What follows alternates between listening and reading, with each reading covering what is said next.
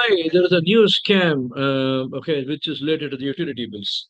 Now, we have seen the online trading, and we have seen the social media things, and we have seen the delivery. Okay, we had seen the scam related to the job offers. Now it's the utility bill. Okay, there's a gentleman by name Ashok Kumar Agrawal in Jehu. He is 99 years young. Okay, he received a message on his mobile phone saying that his electricity bill has not been paid. But he has already paid his electricity bill. So he tried to contact the number from which the message has actually come, and they said, "Okay, we are actually calling you from the supplier." Okay, so he thought that this gentleman is from Tata Electricity, and it's a fake call anyway. So he called them, and they said, "Okay, you have not paid your electricity bill," and he said he has made the payment for the electricity bill, and and the guys at the other end said, "Okay, so we need to have verification done." So he asked for the credit card, he asked for Aadhaar card, he asked for a few other things just to avoid the suspicion. And then there was the OTP that was actually sent.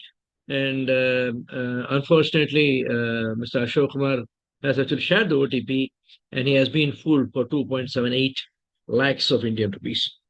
Now, there's something called as a trust boundary. We actually discussed the security. Okay, for example, if you're logging onto your internet banking, okay, anything that is publicly classified, you don't need to put in your user ID and password. Moment it is your personal, okay, for example, you want to look at your account information, then you have to put in user ID and password. If you're going to transact, there is an out of band authentication, okay, like an OTP.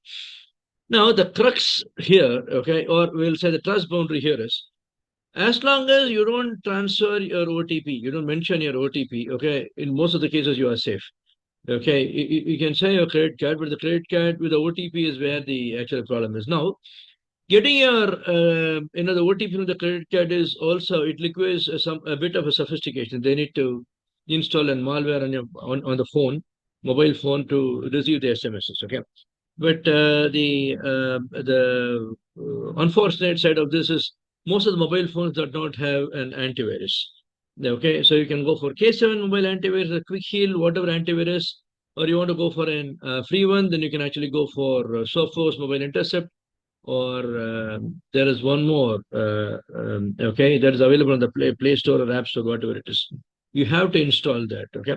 Because if it's a malicious application that is sitting on your mobile phone, it's in a position to understand and identify the maliciousness of the application, is able to warn you, which you can immediately remove, so that the OTP is not sent to the hacker unless otherwise you say it.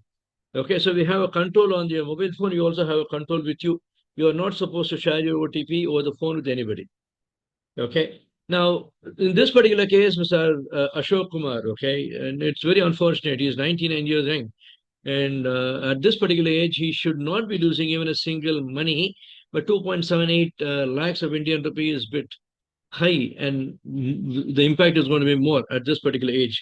So it's a warning, okay? Even if you're going to receive an SMS saying that your utility bill is not paid, or claim your bonus, or the parcel online trading, okay, with then huge incentives and etc.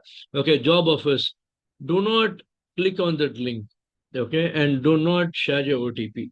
Okay, in case you do it, call 1930, okay, and report it immediately to cybercrime. Okay, stay safe, stay secure, stay subscribed to the channel. Cheers. Then.